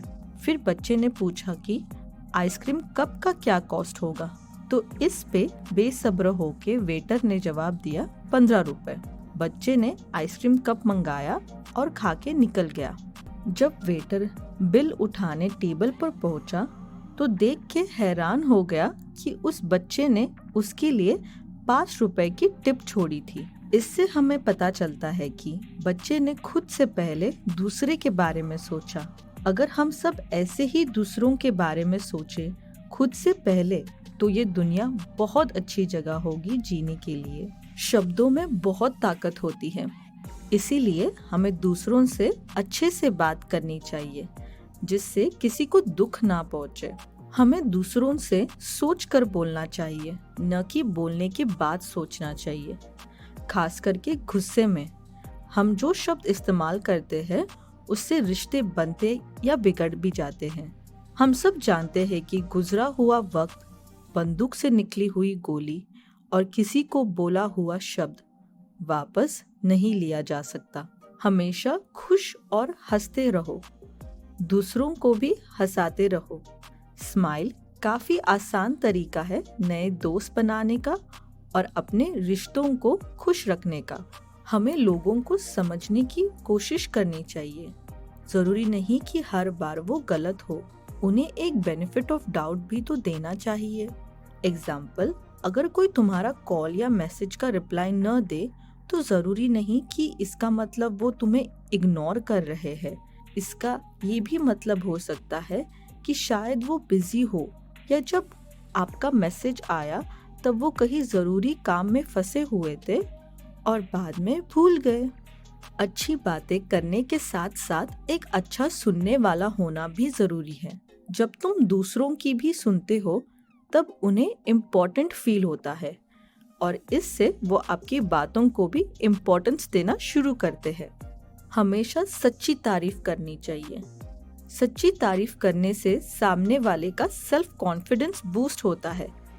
ऐसा होने से उसको उसका काम और अच्छे से करने की हिम्मत मिलती है। और जब हम कोई गलती करें तो उसे मान लेना चाहिए। गलतियां मानने में कोई कमता नहीं है। उसे एक्सेप्ट करके दोबारा न दोहराने की कोशिश करनी चाहिए। किसी भी टॉपिक पे खुल के डिस्कस करना चाहिए जिससे एक दूसरे को सही इंफॉर्मेशन मिले। पर जब वही डिस्कशन आर्गुमेंट में बदल जाए तो उसे वही रोक देना चाहिए। डिस्कस करने वाले लोग ओपन माइंडेड होते हैं, अपनी गलतियां कबूल करना समझते हैं। बट आर्गुमेंट करने वाले लोग कुछ कड़वे स्वभाव के होते हैं। उन्हें बस आर्गुमेंट जीतने से मतलब होता है। बट अगर तुम आर्गुमेंट जीत जाओ बट अपनी नौकरी या दोस्त को खो बैठो तो क्या वो आर्गुमेंट जीतना सच में इतना इम्पोर्टेंट था? नहीं। हमें कभी भी अफवाह फैलाना या चुगली नहीं करनी चाहिए। चुगली करना छोटी सोच और वेले लोगों के लक्षण है। और याद रखें, जो आपके साथ बैठकर चुगली करते हैं वो आपके बारे में भी चुगली कर सकते हैं। किसी ने सही कहा है, छोटे लोग छोटी बातें करते हैं, सामान्य लोग सामान्य चीजों की बातें करते हैं, पर बड़े लोग आइडियाज डिस्कस करते हैं। हमें दूसरों की गलतियों को माफ कर देना चाहिए। गुस्सा मन में रखने से सिर्फ खुद का नुकसान होता है, कहीं कंसंट्रेट नहीं कर पाते। एनर्जी गुस्सा करने में निकल जाती है जो अच्छे काम करने में लगा सकते थे और बहुत कुछ। बट गलती माफ करने का मतलब ये नहीं कि गलती करने वाले को या गलती को भूल जाए। हमेशा गलतियां माफ करके आगे बढ़ना चाहिए और कोशिश करनी चाहिए कि वैसे दोबारा ना हो। हमेशा सच बोलना चाहिए और सच बोलने वाले दोस्तों के साथ रहना चाहिए। पर सिर्फ सच बोलना ही काफी नहीं है, आप सच कैसे बोलते हो उससे भी बहुत फर्क पड़ता है। किसी को चिढ़ाने के लिए या नीचा दिखाने के लिए सच बोला जाता है तो वैसे सच किस काम का जिससे आपके वजह से किसी को दुख हो। और सिर्फ दिखावे के लिए किसी से अच्छी बातें करना भी गलत है। अगर तुम किसी को मदद करना चाहते हो तो सच में उनकी मदद करो। सिर्फ कहना कि तुम मदद करना चाहते हो ये एक तरफ का दिखावा ही तो हुआ। आपके काम की आवाज आपके शब्दों से ज्यादा होती है। एक दिन स्कूल से आके जितेश ने माँ के बनाए हुए स्नैक्स खाए। Thanks, I love you mom कहकर खेलने चला गया, ये जानते हुए भी कि उसकी मॉम को अभी और भी बहुत काम करने बाकी है। फिर जॉन घर पहुंचा, उसने भी स्नैक्स खाए। Thanks, I love you mom कहा और कहा कि मैं आज तुम्हें सारे कामों में मदद करूंगा। जॉन ने काम में हाथ बटाया, घर साफ किया और कचरा भी बाहर रखा। रात को दोनों ने आई लव यू मॉम कहकर गुड नाइट विश किया। क्या आपको लगता है दोनों में से कौन अपनी माँ को ज्यादा प्यार करता है? ये अब तक मॉम को समझ आ गया होगा। हमें विनम्रता यानी कि ह्यूमिलिटी अपने रोजाना लाइफ में प्रैक्टिस करनी चाहिए। आत्मविश्वास बिना विनम्रता के अकड़ या घमंड लगने लगता है। दूसरों से प्यार से बात करना हमें बचपन से ही सीखना चाहिए और प्रैक्टिस करना चाहिए। दूसरों के साथ अच्छा बर्ताव करने से लोग भी तुमसे उतने ही प्यार से बर्ताव करेंगे। प्लीज, थैंक यू, सॉरी ये सारे शब्द लंबे समय तक काम आते हैं। इन सब से ये भी पता चलता है कि आपके घर में आपको अच्छी शिक्षा दी गई है और इससे आपका इम्प्रेशन हमेशा अच्छा होता है। खुश रहना, हंसना ये बहुत इम्पोर्टेंट है लाइफ जीने के लिए। जरूरत पड़े तो खुद पे भी हंस लेना चाहिए। मैच्योरिटी प्रॉब्लम की चिंता करने में नहीं है, बट प्रॉब्लम है ये जानते हुए भी खुद को और अपने आसपास के लोगों को खुश रखने में है। उससे प्रॉब्लम सॉल्व नहीं हो जाती, बट उस प्रॉब्लम से गुजरकर निकलना आसान हो जाता है। और हमें इस चीज़ का भी ख्याल रखना चाहिए कि हमारे मजाक से किसी का दिल ना दुखे या किसी को इंसल्टेड फील ना हो। दूसरों के साथ हंसो, दूसरों पे नहीं। हम सबको अच्छे रिश्ते चाहिए, अच्छा पति, वाइफ, भाई, बहन, दोस्त, बॉस एक्सेट्रा। हम दूसरों में हमें जो चाहिए वो ढूंढने में बिजी होते हैं, बट ये नहीं समझते कि उन्हें भी हमसे कुछ उम्मीदें हैं। अगर हम पहले एक अच्छा पति, बीवी, भाई, बहन, दोस्त और बॉस बने तो हमें शायद फिर रिश्ते परफेक्ट लगने लगे। और कोई भी रिश्ता परफेक्ट नहीं होता, उसे टाइम के साथ परफेक्ट बनाना पड़ता है, सैक्रिफाइस से, पेशेंस से और बहुत सारे केयर से। चैप्टर 10, एक पॉजिटिव पर्सनालिटी बिल्ड करना। पॉजिटिव पर्सनालिटी बिल्ड करने के लिए हमें रिस्पॉन्सिबिलिटीज एक्सेप्ट करना सीखना चाहिए। रिस्पॉन्सिबिलिटीज एक्सेप्ट करना मैच्योरिटी की निशानी है। सब तुम्हारी गलती है, जब कोई नहीं करता तो मैं क्यों करूं, तुम्हारी गलती के वजह से ये हुआ है, ऐसी बातें हमें नहीं करनी चाहिए।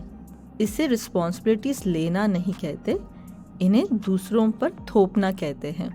हमारी पहली जिम्मेदारी हमारे समाज की तरफ है, फिर हमारे परिवार की तरफ और फिर खुद की तरफ। अगर हम ये सोच मानकर चले तो ही सोसाइटी का विकास हो सकता है। हमें हमेशा दूसरों के प्रति प्यार और आदर से पेश आना चाहिए और हमेशा दूसरों का विचार करना चाहिए। एक बार एक छोटा लड़का एक आइसक्रीम शॉप में आया तो उसने वेटर से पूछा कि आइसक्रीम कोन का क्या कॉस्ट होगा। वेटर ने कहा 20 रुपए। फिर बच्चे ने पूछा कि आइसक्रीम कप का क्या कॉस्ट होगा, तो इस पे बेसब्र होके वेटर ने जवाब दिया 15 रुपए। बच्चे ने आइसक्रीम कप मंगाया और खा के निकल गया। जब वेटर बिल उठाने टेबल पर पहुंचा तो देख के हैरान हो गया कि उस बच्चे ने उसके लिए 5 रुपए की टिप छोड़ी थी। इससे हमें पता चलता है कि बच्चे ने खुद से पहले दूसरे के बारे में सोचा। अगर हम सब ऐसे ही दूसरों के बारे में सोचे खुद से पहले, तो ये दुनिया बहुत अच्छी जगह होगी जीने के लिए। शब्दों में बहुत ताकत होती है, इसीलिए हमें दूसरों से अच्छे से बात करनी चाहिए जिससे किसी को दुख ना पहुंचे। हमें दूसरों से सोच कर बोलना चाहिए, न कि बोलने के बाद सोचना चाहिए। खास करके गुस्से में हम जो शब्द इस्तेमाल करते हैं उससे रिश्ते बनते या बिगड़ भी जाते हैं। हम सब जानते हैं कि गुजरा हुआ वक्त, बंदूक से निकली हुई गोली और किसी को बोला हुआ शब्द वापस नहीं लिया जा सकता। हमेशा खुश और हंसते रहो, दूसरों को भी हंसाते रहो। स्माइल काफी आसान तरीका है नए दोस्त बनाने का और अपने रिश्तों को खुश रखने का। हमें लोगों को समझने की कोशिश करनी चाहिए। जरूरी नहीं कि हर बार वो गलत हो, उन्हें एक बेनिफिट ऑफ डाउट भी तो देना चाहिए। एग्जाम्पल, अगर कोई तुम्हारा कॉल या मैसेज का रिप्लाई न दे तो जरूरी नहीं कि इसका मतलब वो तुम्हें इग्नोर कर रहे हैं। इसका ये भी मतलब हो सकता है कि शायद वो बिजी हो या जब आपका मैसेज आया तब वो कहीं जरूरी काम में फंसे हुए थे और बाद में भूल गए। अच्छी बातें करने के साथ साथ एक अच्छा सुनने वाला होना भी जरूरी है। जब तुम दूसरों की भी सुनते हो तब उन्हें इम्पोर्टेंट फील होता है और इससे वो आपकी बातों को भी इम्पोर्टेंस देना शुरू करते हैं। हमेशा सच्ची तारीफ करनी चाहिए। सच्ची तारीफ करने से सामने वाले का सेल्फ कॉन्फिडेंस बूस्ट होता है। ऐसा होने से उसको उसका काम और अच्छे से करने की हिम्मत मिलती है। और जब हम कोई गलती करे तो उसे मान लेना चाहिए। गलतियां मानने में कोई कमता नहीं है। उसे एक्सेप्ट करके दोबारा न दोहराने की कोशिश करनी चाहिए। किसी भी टॉपिक पे खुल के डिस्कस करना चाहिए जिससे एक दूसरे को सही इंफॉर्मेशन मिले। पर जब वही डिस्कशन आर्गुमेंट में बदल जाए तो उसे वही रोक देना चाहिए। डिस्कस करने वाले लोग ओपन माइंडेड होते हैं, अपनी गलतियां कबूल करना समझते हैं, बट आर्गुमेंट करने वाले लोग कुछ कड़वे स्वभाव के होते हैं। उन्हें बस आर्ग्यूमेंट जीतने से मतलब होता है। बट अगर तुम आर्ग्यूमेंट जीत जाओ बट अपनी नौकरी या दोस्त को खो बैठो, तो क्या वो आर्ग्यूमेंट जीतना सच में इतना इम्पोर्टेंट था? नहीं। हमें कभी भी अफवाह फैलाना या चुगली नहीं करनी चाहिए। चुगली करना छोटी सोच और वेले लोगों के लक्षण है। और याद रखें, जो आपके साथ बैठकर चुगली करते हैं वो आपके बारे में भी चुगली कर सकते हैं। किसी ने सही कहा है, छोटे लोग छोटी बातें करते हैं, सामान्य लोग सामान्य चीजों की बातें करते हैं, पर बड़े लोग आइडियाज डिस्कस करते हैं। हमें दूसरों की गलतियों को माफ कर देना चाहिए। गुस्सा मन में रखने से सिर्फ खुद का नुकसान होता है, कहीं कंसंट्रेट नहीं कर पाते। एनर्जी गुस्सा करने में निकल जाती है, जो अच्छे काम करने में लगा सकते थे और बहुत कुछ। बट गलती माफ करने का मतलब ये नहीं कि गलती करने वाले को या गलती को भूल जाए। हमेशा गलतियां माफ करके आगे बढ़ना चाहिए और कोशिश करनी चाहिए कि वैसे दोबारा ना हो। हमेशा सच बोलना चाहिए और सच बोलने वाले दोस्तों के साथ रहना चाहिए। पर सिर्फ सच बोलना ही काफी नहीं है, आप सच कैसे बोलते हो उससे भी बहुत फर्क पड़ता है। किसी को चिढ़ाने के लिए या नीचा दिखाने के लिए सच बोला जाता है, तो वैसे सच किस काम का जिससे आपके वजह से किसी को दुख हो। और सिर्फ दिखावे के लिए किसी से अच्छी बातें करना भी गलत है। अगर तुम किसी को मदद करना चाहते हो तो सच में उनकी मदद करो। सिर्फ कहना कि तुम मदद करना चाहते हो, ये एक तरफ का दिखावा ही तो हुआ। आपके काम की आवाज आपके शब्दों से ज्यादा होती है। एक दिन स्कूल से आके जितेश ने माँ के बनाए हुए स्नैक्स खाए। Thanks, I love you mom कहकर खेलने चला गया, ये जानते हुए भी कि उसकी मॉम को अभी और भी बहुत काम करने बाकी है। फिर जॉन घर पहुंचा, उसने भी स्नैक्स खाए। Thanks, I love you mom कहा और कहा कि मैं आज तुम्हें सारे कामों में मदद करूंगा। जॉन ने काम में हाथ बटाया, घर साफ किया और कचरा भी बाहर रखा। रात को दोनों ने आई लव यू मॉम कहकर गुड नाइट विश किया। क्या आपको लगता है दोनों में से कौन अपनी माँ को ज्यादा प्यार करता है? ये अब तक मॉम को समझ आ गया होगा। हमें विनम्रता यानी कि ह्यूमिलिटी अपने रोजाना लाइफ में प्रैक्टिस करनी चाहिए।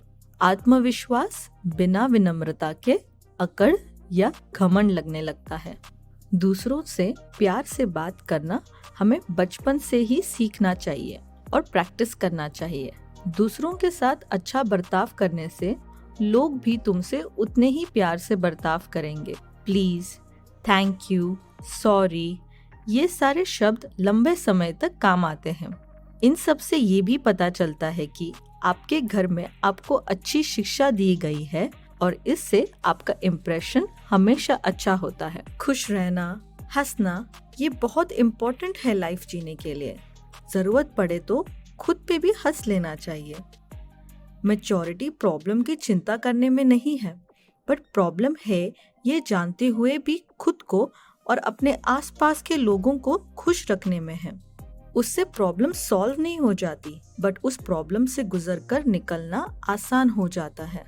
और हमें इस चीज का भी ख्याल रखना चाहिए कि हमारे मजाक से किसी का दिल ना दुखे या किसी को इंसल्टेड फील ना हो। दूसरों के साथ हंसो, दूसरों पे नहीं।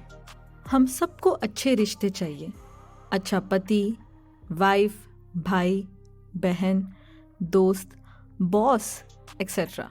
हम दूसरों में हमें जो चाहिए वो ढूंढने में बिजी होते हैं, बट ये नहीं समझते कि उन्हें भी हमसे कुछ उम्मीदें हैं।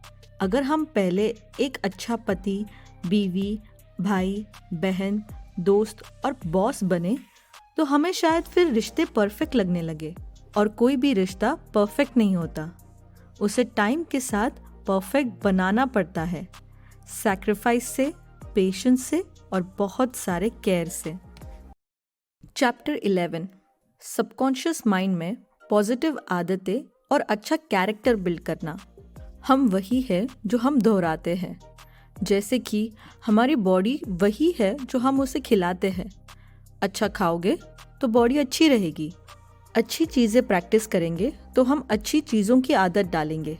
कहते हैं कि practice makes a man perfect. Actual में ये सच है। प्रैक्टिस सिर्फ परमानेंट करता है जो भी हम प्रैक्टिस करते हैं।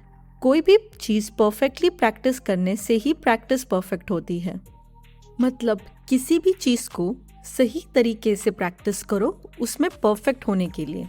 एग्जाम्पल, मार्शल आर्ट सीखते वक्त स्पेशली नए बच्चों को सब कुछ फास्ट सीखना और करना होता है, बट ट्रेनर हमेशा कहते हैं कि फास्ट पे नहीं, सही करने पे ध्यान दो, क्योंकि वो जानते हैं कि गलत प्रैक्टिस करने से वो गलत ही सीखेंगे और इंजरीज होने के पॉसिबिलिटीज ज़्यादा होते हैं। हमारा कैरेक्टर हमारे आदतों से बनता है। अगर हम झूठ बोलने की आदत डालेंगे, हम झूठे इंसान बनेंगे। अगर हम रोज़ अनुशासन प्रैक्टिस करेंगे तो हम एक डिसिप्लिन्ड आदमी बनेंगे। हम जो भी चीज़ बार बार करते हैं वो हमारी आदत बन जाती है। और अगर हम अपनी आदतें डिसाइड नहीं करेंगे और उन पर काबू नहीं होगा तो शायद हमें बुरी आदतें भी लग सकती हैं। इसीलिए अच्छी आदतें और अच्छी सोच रिपीट करना बहुत इम्पोर्टेंट है। कुछ रिपीटेड पैटर्न्स हमारी आदत बन जाती हैं। कभी सोचा है, एक एलिफेंट जो आसानी से कई किलो का वजन सिर्फ अपनी सूंड से उठा सकता है, उसे उसका मालिक एक नाजुक रस्सी और छोटे लकड़ी से कैसे बांधे रखता है? वो क्योंकि बेबी एलिफेंट को बचपन में ही जंगल से लाया जाता है और रस्सी और पेड़ से बांध दिया जाता है। अब क्योंकि हाथी छोटा होता है, उसकी ताकत भी कम होती है, इसलिए वो कोशिश करके भी खुद को छुड़ा नहीं पाता। कुछ लंबे समय तक यही कोशिश में नाकामयाब होकर हाथी हार मानकर कोशिश करना छोड़ देता है, ये सोचकर कि कभी उस रस्सी से निकल ही नहीं पाएगा। और जब वो बड़ा होकर ताकतवर हो जाता है, यही सोच उसके साथ रह जाती है। इसलिए कमज़ोर रस्सी से बंधने के बाद भी वो खुद को छुड़ाने की कोशिश भी नहीं करता। जो हम खुद को बताएंगे, दिखाएंगे या सुनाएंगे, वही हम सोचेंगे, समझेंगे और बोलेंगे। सिंपल है, negativity in, negativity out, positivity in, positivity out. क्योंकि हमारे सबकॉन्शियस माइंड को सही गलत नहीं समझता। हमारे सबकॉन्शियस माइंड जिनसे हमारी हैबिट्स पे इन्फ्लुएंस होता है, उसका काफ़ी बड़ा श्रेय टीवी सीरियल्स, एडवर्टाइजमेंट्स या रेडियो को भी जाता है।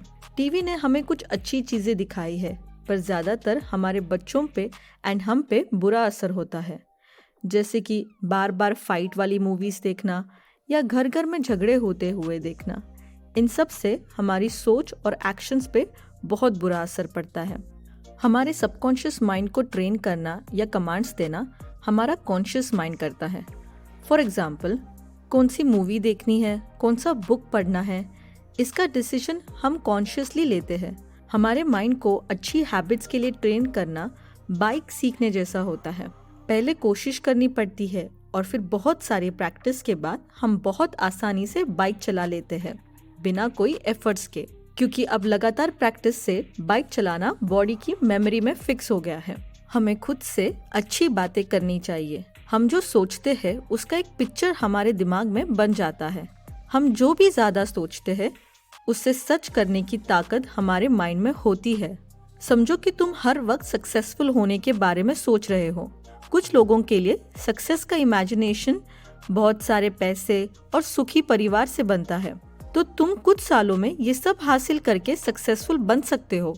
पर सिर्फ सोचना काफी नहीं है, उस सोच पे काम भी करना इतना ही इम्पोर्टेंट है। अगर ज्यादा पैसे चाहिए तो ज्यादा स्मार्ट और हार्डवर्क करना होगा। अगर सुखी परिवार चाहिए तो परिवार को टाइम और प्यार देना होगा। ये सब कुछ तुम्हारी सोच से चालू होता है। इसलिए खुद से अच्छी बातें करना और अच्छी ही सोच बहुत जरूरी है। चैप्टर 12, गोल सेट करना। अपना गोल सेट करे और उसे अचीव करे। लाइफ में गोल्स होना बहुत जरूरी है। गोल से आदमी को डायरेक्शन मिलता है। बिना किसी गोल या डायरेक्शन के आदमी को पता नहीं होता कि वो लाइफ में क्या कर रहा है।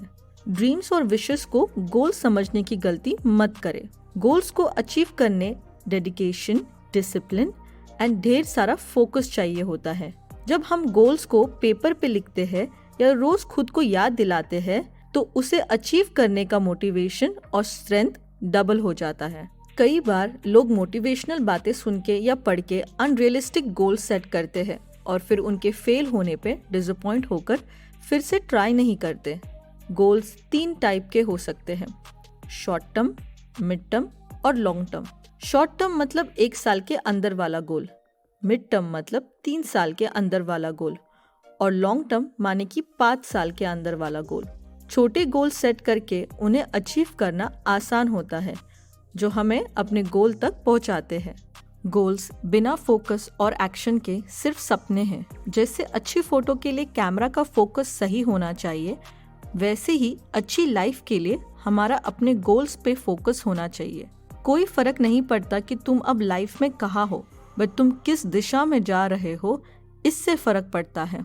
तुम चाहे कितने भी बलवान और बुद्धिमान क्यों ना हो, पर बिना पर्पस या गोल के तुम्हारी लाइफ वेस्ट है। Chapter 13, values and vision. Values हमारे डिसीजन को डायरेक्शन देते हैं। जब कोई बच्चा पैदा होता है तब सब खुश होते हैं, सिर्फ बच्चा रोता है। पर जब हम मर जाते हैं तब हमें खुशी से जाना चाहिए, इस बात की तसल्ली करके कि हमने जीवन अच्छे से बिताया और दुनिया में भलाई की। दुनिया की आंखों में आंसू आने दो, क्योंकि उन्होंने एक अच्छा आदमी खोया है। जब कभी अपने एक्शंस पे डाउट हो तो ये टेस्ट लेके देखो। तुम जो भी काम कर रहे हो, घर पे, ऑफिस में, अकेले या किसी के साथ, वो काम करके अगर तुम्हारी माँ को पता चलेगा तो क्या वो खुश होगी या शर्म से उनका सिर झुक जाएगा? अगर इस टेस्ट से जवाब ना मिले तो सोचो कि कुछ करते वक्त अगर तुम्हारे बच्चों ने तुम्हें देखा तो क्या उन्हें भी वो सिखाना चाहोगे? सबसे लास्ट बट उतना ही इफेक्टिव, जो तुम कर रहे हो अगर वो कल की हेडलाइंस में छप जाए तो क्या तुम्हारे friends and relatives proud feel करेंगे या एम्बैरेस्ड? ये 3 टेस्ट के नतीजों से जो आंसर मिलेगा वो आपके वैल्यूज क्लियर करेंगे और राइट एक्शंस लेने में मदद करेंगे। हम परेशान हैं कि इस जनरेशन के बच्चों में वैल्यूज, मॉरल्स और रिस्पेक्ट नहीं है। बट कभी सोचा है कि ये सारी बातें कोई पेट से सीख के नहीं आता, बट दुनिया में लोगों को देखकर ही सीखता है। बहुत सालों पहले एक आदमी सुबह पेपर पढ़ते वक्त खुद के मरने की खबर पढ़ता है। जब वो हेडलाइंस पढ़ता है तो उसे बहुत दुख होता है। लिखा होता है, मौत का सौदागर, डायनामाइट किंग की मृत्यु। वो नहीं चाहता था कि लोग उसे ऐसे याद रखें, इसलिए उसने डायनामाइट बनाना छोड़ दिया और शांति की राह में चलने लगा। उस डायनामाइट किंग का नाम था मिस्टर अल्फ्रेड नोबेल, जिसे आज भी उसके नोबेल प्राइजेस के लिए याद रखा जाता है। कोई अगर दुनिया के सामने एक अच्छा इंसान हो तो उसका सच में अच्छा होना जरूरी नहीं है। अच्छा दिखने वाला आदमी चीटर और लायर भी हो सकता है। अनफॉर्चुनेटली हमारे आजकल चॉइसेस, एक्शंस और डिसीजंस हमारे कन्वीनियंस, कंफर्ट और क्योंकि सब कर रहे हैं इसलिए हम भी करेंगे, ऐसी सोच पर डिपेंड हो गया है। वैल्यूज को सिर्फ जब टाइम अच्छा हो तभी यूज करके तुम अच्छे इंसान नहीं बन जाते। बुरे वक्त में भी वैल्यू प्रैक्टिस करना उतना ही इम्पोर्टेंट हो जाता है जितना उसे अच्छे टाइम पे प्रैक्टिस करना। हम सबके लाइफ का कोई ना कोई पर्पस है। कुछ लोगों को ऑलरेडी पता है और कुछ अभी भी ढूंढ रहे हैं। सोचो कि तुम 100 साल के हो गए हो और तुम लाइफ को पीछे मुड़ के देख रहे हो, तब क्या कहोगे कि तुमने क्या हासिल किया? इस जवाब का आंसर ही तुम्हारा पर्पस है। कई बार हम जीतने के लिए हमारे वैल्यूज से कॉम्प्रोमाइज करते हैं, बट वैल्यूज और इज्जत को खोके क्या कोई सच में जीत सकता है? वर्ल्ड टाइटल की फाइट में रूबेन गोंजालेस ने अपने ओपोनेंट को बहुत ही बढ़िया शॉट मारा, जिस पर रेफरी और जजेस ने उन्हें विनर घोषित किया। मिस्टर गोंजालेस कुछ देर हिचकिचाए, पर फिर उन्होंने ओपोनेंट से कहा कि वो शॉट फॉल्टी था, वापस खेलते हैं। इस बार ओपोनेंट ने शॉट खेला और वो जीत गया। सब ने मैच के बाद फाइटर गोंजालेस से पूछा कि उसने ऐसा क्यों किया था, तो जवाब में उन्होंने कहा कि अब तो मैं झूठ बोल के ये मेडल ले जाता, पर फिर लाइफ भर यही मेडल मुझे अपने झूठ की याद दिलाता। उस रात फाइटर रूबेन गोंजालेस फाइट हारकर भी सबका दिल जीत गए। बहुत लोग सक्सेस अचीव करना जानते हैं, पर उसे हैंडल करना नहीं। बहुत से लोग दुखी भी हैं क्योंकि आज की पीढ़ी उनकी तरह उसूल नहीं मानती। वक्त को तो बदलना ही है, बट ये हमारी भी जिम्मेदारी बनती है कि हम कभी हार नहीं माने और इस पीढ़ी और आने वाली पीढ़ी को अच्छाई का पाठ पढ़ाए।